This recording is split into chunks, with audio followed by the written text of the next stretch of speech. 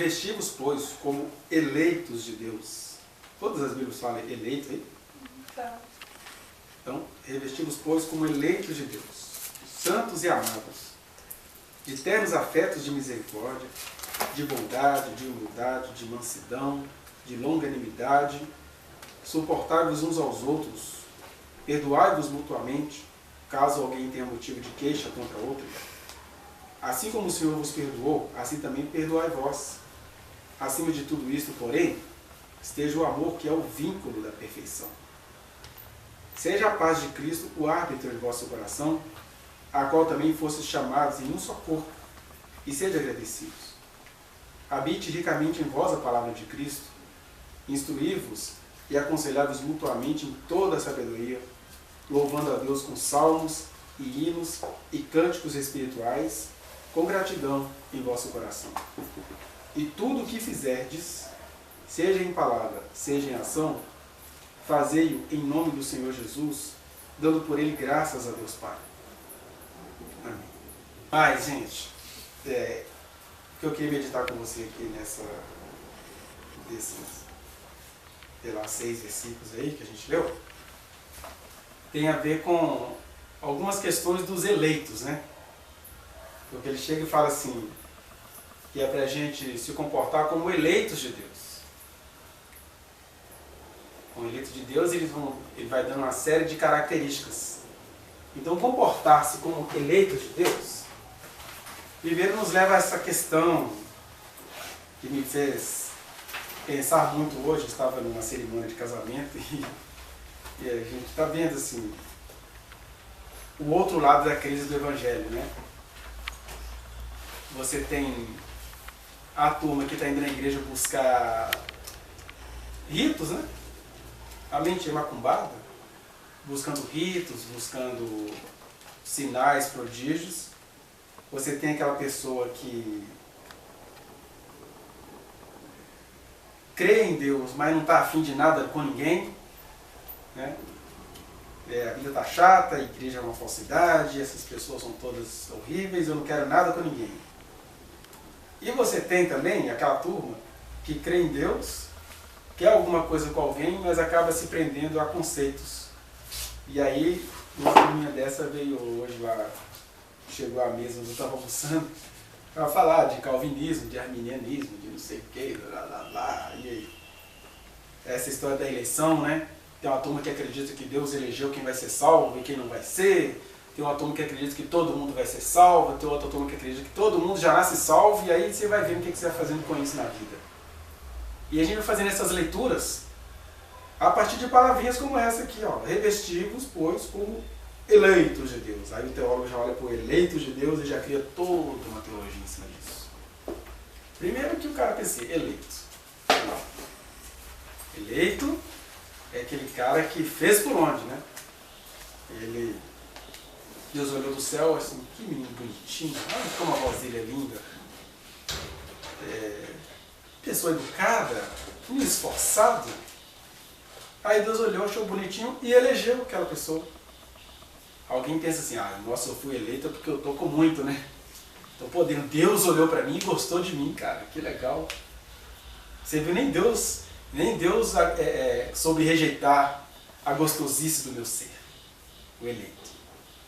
Tem aqueles eleitos de vertente mais calvinista que assim, Deus resolveu me salvar, sei lá, amanheceu, bocejou, olhou para a direita, é esse mesmo, vai ser salvo.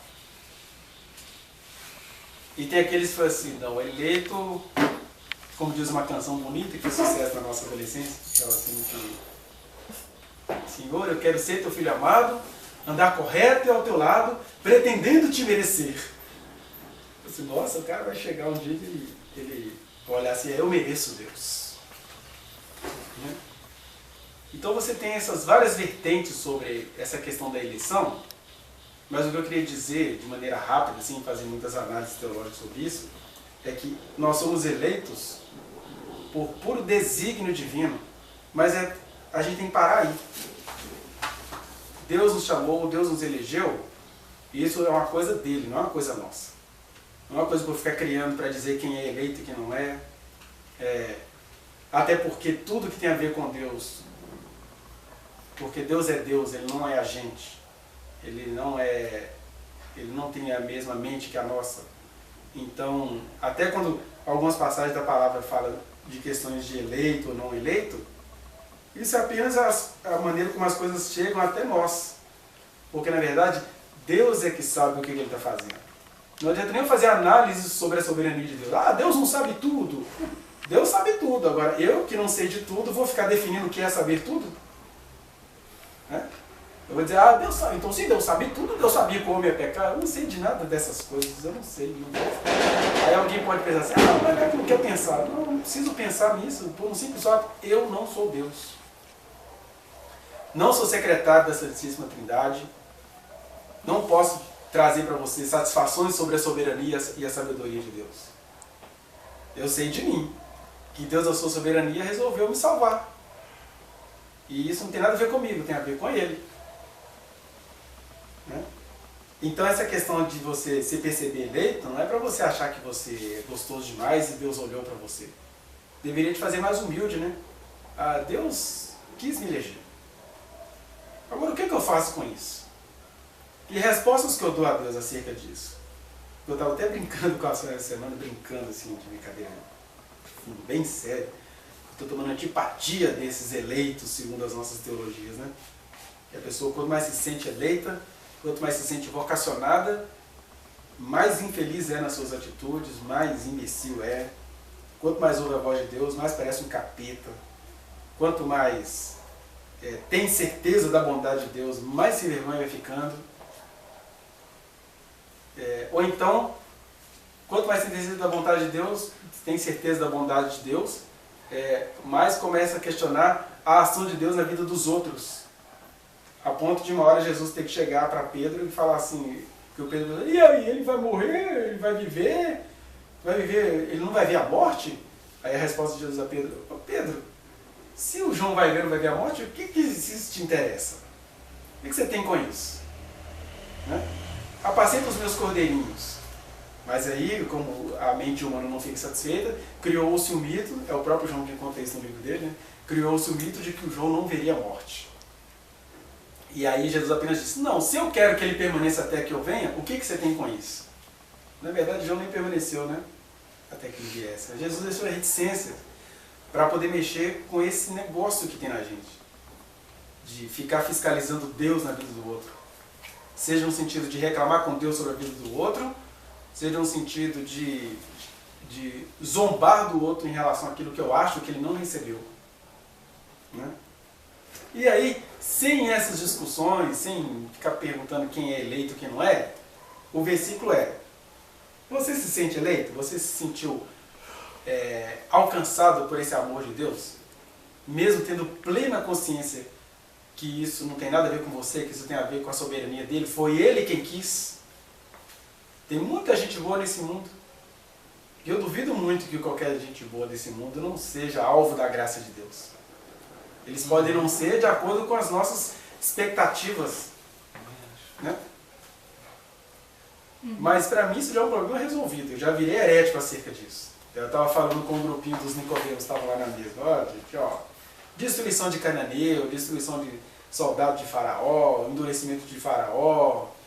Para mim, Deus falando com Nabucodonosor, com o rei Dario, com Pilatos, com a mulher dele, isso para mim está resolvido, porque esse Deus que fala com essa gente não quis nem papo com o sumo sacerdote de Jerusalém, ele está me dando uma dica. Que é o quê? Quão insondáveis são os seus juízos. Até aquilo que a gente fala assim, está julgado. Está julgado de acordo com o meu critério de julgamento. Porque ele vai saber o que Deus está fazendo com isso. E o que ele está fazendo é coisa que mente vaidosa não vai gostar. Porque o cara está assim, os caras já ficam preocupados, já jogaram o Hitler na parada. Você está dizendo que é uma possibilidade do Hitler ter sido salvo? Caramba, né? Os caras apostam. Eu vou dar uma opinião pessoal. Eu não acho, não vejo nenhuma chance de salvação do Hitler. Nenhuma. É uma opinião pessoal. Por quê? Porque de acordo com o meu senso de justiça, pobretão, é impossível que um homem tão desgraçado daquele sequer pensou em salvação. Né? Embora, e aí é para essas coisas todas que Deus olha, o Hitler foi a realização do que as pessoas são. né, do que elas gostariam de ser. As pessoas são profundamente nazistas. Com isso eu não estou aqui defendendo Hitler, não.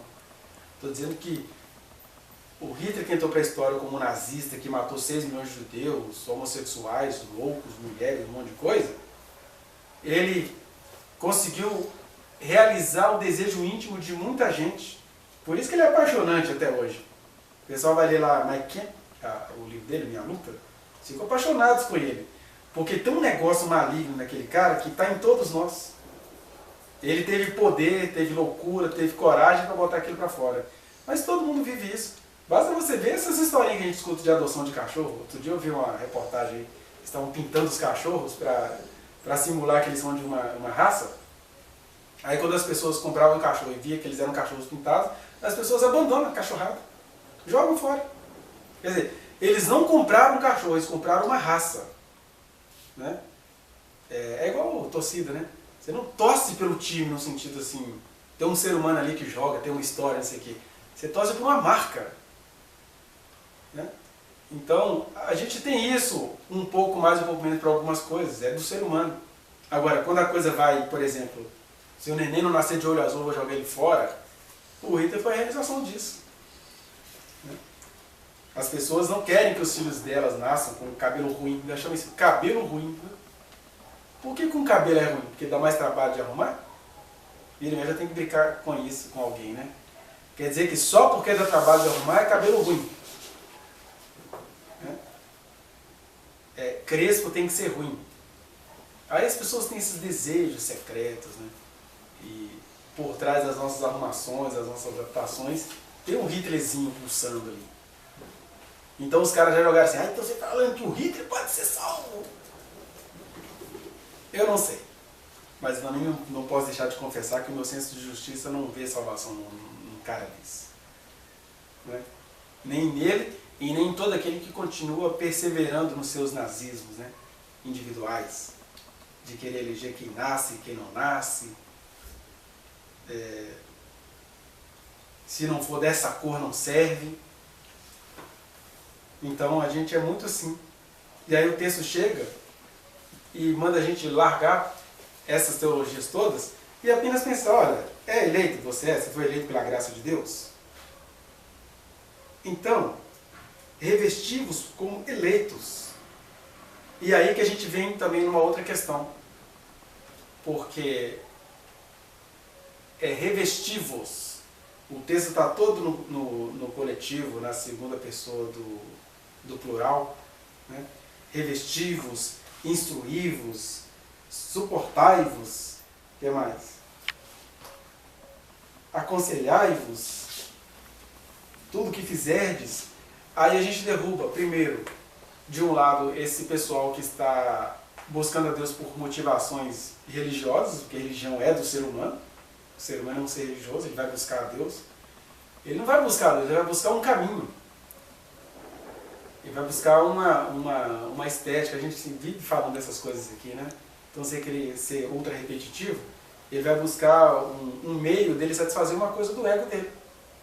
Quer cantar, quer falar, quer se reunir com pessoas, fazer acampamento.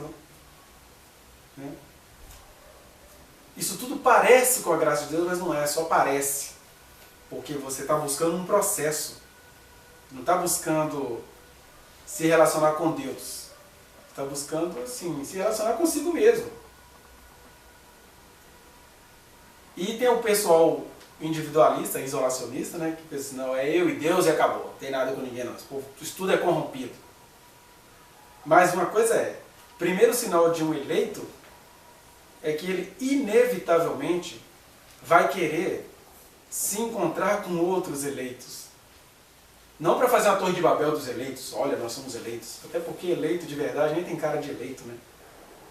Eleito foi Deus que elegeu, agora eu não sei como é que isso aconteceu, eu sei que eu estou aqui. Não tem também ficar sabendo como que aconteceu, o que o Senhor viu em mim, para o Senhor ter me elegido. Né? O que eu sei é que as pessoas que têm essa pulsação do Espírito Santo dentro delas, elas vão querer dividir isso entre si, elas vão querer falar de Jesus entre si. Eu acho engraçado um bando de eleitos se encontrarem e achar antipático falar de Jesus. Pode até ser eleito, mas alguma coisa ele não foi trabalhada. Porque quem realmente foi alcançado por Jesus vai querer se encontrar, vai querer dividir essa vida, vai querer amar isso. Né? Tem esse momento específico de culto que a gente pode estar aqui compartilhando essas ideias, e tem o dia a dia, tem a vida. Então, o eleito ele vai querer se reunir, como estamos aqui nesse momento semi-formal, porque temos horário marcado, temos algumas coisas que facilitam essa reunião, mas ele vai continuar também espalhando o amor de Deus no dia a dia, né? Acolhendo as vidas, acolhendo as pessoas, procurando oportunidade para poder semear a palavra de Deus no coração de alguém. Não é ficar exortando as pessoas no dia a dia, mas é semear, mostrar para as pessoas com um sorriso, com a sua atitude, com o seu socorro, com a sua presença, às vezes com a sua ausência, de que Deus existe e Ele precisa existir para essa pessoa. E não apenas existir para essas pessoas, Ele precisa se relacionar com elas. Né? Isso é que significa, na medida que a gente for indo, a gente tem de pregar o Evangelho a toda criatura. Não é todas as criaturas, toda criatura que eu for encontrando. Por isso que Ele coloca no coletivo, olha, como eleitos de Deus, você sentindo que você é eleito, você não vai agora criar um grupo para mostrar por que você é eleito e o outro possivelmente não é. Não. Como eleito de Deus, revista-se de misericórdia, de ternos afetos. Né? Mesmo que você seja acusado de querer resolver o problema do mundo todo, aí fica os eleitos se acusando.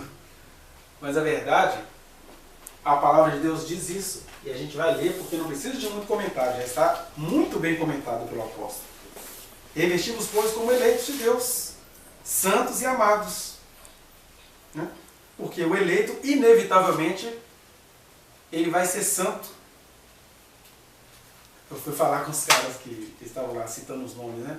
Ah, você gosta do R.C. Sproul, do Charles Spurgeon,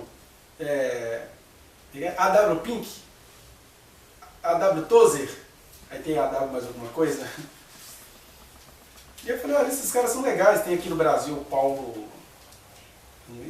Júnior, que ele é Juninho de todos esses caras. É o Paulo Juninho. E eu falei, eu gosto desses caras, a palavra deles é muito boa, mas só tem um problema, né? O Deus deles é muito antisséptico, né? Deus assim esquisito que botou Jesus entre ele e nós, porque está virado, e Jesus entrou na frente, né? Pede pro filho que o pai atende. E aí eles foram ficando loucos, porque agora eles tinham que defender o Paulo Júnior, tinham que defender todo mundo. Não, fiquem frios. A palavra deles é muito boa. Agora, a ênfase que eles dão é isso, que Deus é muito cheio de coisinha, e o Deus que a palavra revela é outro. Aí eu fiz aquela comparaçãozinha boba, de que Deus realmente é santo, mas é como aquela mãe, né? Que ela é santa, e ela ama tanto o seu filho que ela mexe na caca do filho, né? Vai limpar aquela caquinha, aquele cheiro horrível. Que neném é lindo, mas a caca de neném é uma potestade de fedor. Né? Mas a mãe faz aquilo, porque ela ama aquilo, o neném produz aquilo, né? Então, falei com eles que Deus com a gente é assim. E é isso que a Bíblia vai mostrando. Até a Sônia ficou empolgada também, falou que Jesus metia a mão no cadáver e tal. Né? Que eu não via Deus botando Jesus entre eles. Não, Deus não colocou Jesus entre ele e nós. Deus estava em Cristo, reconciliando consigo mesmo o mundo. Era Deus, veio aqui, desceu, se sujou na gente. Eles ficam loucos, porque se Deus é santo, Deus não pode se sujar, porque a gente vai sempre interpretando isso com as nossas divisões, né? Não, mas Deus é santo, tanto quanto Ele é amor. Ele não vai deixar de ser Deus porque Ele se sujou na gente. E aí foi explicando, tentando explicar com muita calma, né, que Deus vai se sujando em nós, porque a nossa garantia de que a gente seja purificado cada dia mais é que Ele venha e habite em nós. O cara, não, porque ninguém chega a Deus se primeiro nós se arrepender. Não, mas o próprio ato do arrependimento é obra dele. Não tem saída para o ser humano. Então, eleitos, santos e amados, porque a gente vai ficando eleito, aí de eleito a gente já passa a ser elite. De santo, a gente passa a ser distante. E de amado, a gente passa a ser odiado. Ah, Ah, porque Jesus falou que sereis odiados de todos por causa do meu nome. É ser odiado de todos. No sentido de que tem gente cínica aqui na Terra que quer ser Deus aqui na Terra e não quer que você traga a imagem de Deus para cá. Agora, tirando esses aí do poder, quando Deus está em você, você vai tendo acesso em quem você precisa ter. Você vai tendo acesso nas pessoas que você precisa chegar. Como Jesus. Deus estava em Cristo reconciliando consigo mesmo o mundo, e onde Jesus passava, as pessoas o cercavam. Uns o cercavam querendo matá-lo, de raiva, porque, cara, eu sou perfeito, mas esse cara não pode ser melhor do que eu. E outros, esse cara é esquisito, aí eu mesmo me considero uma vadia. Aí eu vi esse cara aqui conversando com a gente, cara esquisito. Aí as pessoas iam ouvindo ele, iam gostando dele, iam se juntando a ele. E eu clamo por esse dia, né? Porque apesar do coração que eu tenho, eu ainda não vi esse dia chegar na minha vida. De ver as pessoas de fato se convertendo a Jesus e não a mim. Pessoas que vão conversando com a gente, vão se encontrando com Jesus, vão ficando com Jesus. Esse é o grande milagre, né? Isso é melhor do que ressuscitar morto, do que dar vista aos cegos. É alguém ir falando com você, ir descobrindo que Deus existe, e ir se encontrando com Deus. Mesmo que os meus olhos não vejam. Esse é que é o grande milagre. Mas o eleito tem que aprender a não ser elite, a não ser chato e a ser amado. Então, eleitos de Deus têm ternos afetos de misericórdia, de bondade, de humildade, de mansidão, de longanimidade. Quer dizer, a gente é totalmente ao contrário disso, né? A gente não tem bondade, a gente é objetivo demais, uma impaciência, né? Ah, se ficou ruim para mim, já desisti, já mudei. E Deus não, Deus é bom, Deus é longânimo, Deus espera. Porque Ele é santo e sabe que a gente não tem capacidade nenhuma de ser santo. Ele espera a gente entender, Ele aguarda os nossos processos. Aí quando você vai fazendo isso como eleito, quando você entende também que você não é melhor do que os outros, a gente começa a suportar uns aos outros. Não é suportar de né? Não é isso suportar, é dar o suporte. Você falar, você toda vez que você acha uma coisa esquisita no outro, você já olha pra você, opa, eu posso não ser esquisito nisso aqui, mas eu sou esquisito. Não tem um eleito que não seja esquisito. Não tem um ser humano que não seja estranho. Por isso que não tem graça nenhuma essas guerrinhas que acontecem no nosso meio, né? De fiscalizar a sexualidade dos outros. Porque o cara que fiscaliza a sexualidade do outro, ele é machista, chato e maltrata a mulher dele. Ah, então isso é para dar vazão ao pecado? Não. É lembrar que aquilo que você vê de errado no outro, você está pecando em outros aspectos também. Então não é deixar o pecado rolar. É todo mundo se calar em reverência diante do próximo. E todo mundo junto se encurvar pedindo misericórdia a Deus. Então não é fazer passeada nem marcha nem nada contra a vida do outro. Mas é todo mundo se juntar e se colocar diante de Deus dizendo: a gente precisa do Senhor, a gente precisa ser liberto. Isso aqui é dar suporte uns aos outros, é você ter respeito, carinho, reverência uns pelos outros. E aí quando você entende que você é um ser totalmente limitado, totalmente quebrado, nem fica difícil perdoar. Nem fica. Por isso que depois do suportar uns aos outros vem o perdoai-vos mutuamente, caso alguém tenha motivo de queixa contra o outro. E por que ele coloca aqui caso alguém tenha motivo de queixa? Porque na verdade os motivos de queixa também vão embora. Quando eu lembro que muita gente tem queixas a fazer acerca de mim, porque eu dou mancada o tempo inteiro, aí o meu nível de ficar se queixando dos outros também vai acabando, vai diminuindo. Mas enquanto não acaba, a gente vai aprendendo a perdoar. Perdoar mutuamente, quer dizer, perdão que vem dos dois lados. Assim como o Senhor vos perdoou, assim também perdoai vós. Acima de tudo isto, porém, esteja o amor, que é o vínculo da perfeição. Porque a gente começa também, o que eu tenho que fazer? Aí, o que tem que fazer? ternos afetos de misericórdia, longanimidade, bondade, humildade. Aí o cara começa a fazer o papel, né, do humilde, do bom, daquele que espera. E a questão não é o fazer, a questão é o ser. Ser primeiro é o quê? Você ir sentindo diante de Deus que Ele te amou, Ele te elegeu. Isso não é para você se sentir superior, é para você se sentir livre, em paz, porque Ele já te perdoou. É só você andar, é só você receber as suas instruções, porque o caminho já está aberto para você. Essa é a primeira coisa. A segunda coisa é você se deixar inundar pelo amor de Deus. E quando você ama a Deus, quando você tem certeza do amor dele por você e você o ama, aí você não vai ficar procurando ser isso, ser aquilo, você já é. Por isso que ele coloca, acima de tudo isso, porém, esteja o amor, que é o vínculo da perfeição. Porque sem amor é fácil perdoar, sabia? Sem amor é fácil perdoar. Olha, eu estou querendo virar um ministro do Evangelho, mas para isso eu tenho que ser perdoador. Aí você promove o culto do perdão. Ah, um dia eu quero ser líder sobre um grupo. Aí você promove a obediência. Mas não é por amor, é por um patamar onde você quer chegar. Ah, eu quero encontrar uma esposa maravilhosa para eu casar com ela. Aí você vira um homem bom. E aí você até começa a falar com Deus, Senhor, eu mereço uma esposa submissa, porque eu fui bom, eu paguei um preço, eu fiz tudo certinho, então o Senhor, por favor, não fale comigo não. Fale comigo não, porque o preço que eu paguei foi muito alto. E essas são as nossas atitudes sem amor. Agora, quando a nossa atitude é com amor, aí você tem empenho em lutar por certas causas, mas não é para ganhar para você. Né? Você aprende realmente a lutar por certas causas porque elas são justas, porque elas são certas, mesmo que elas sejam contra você.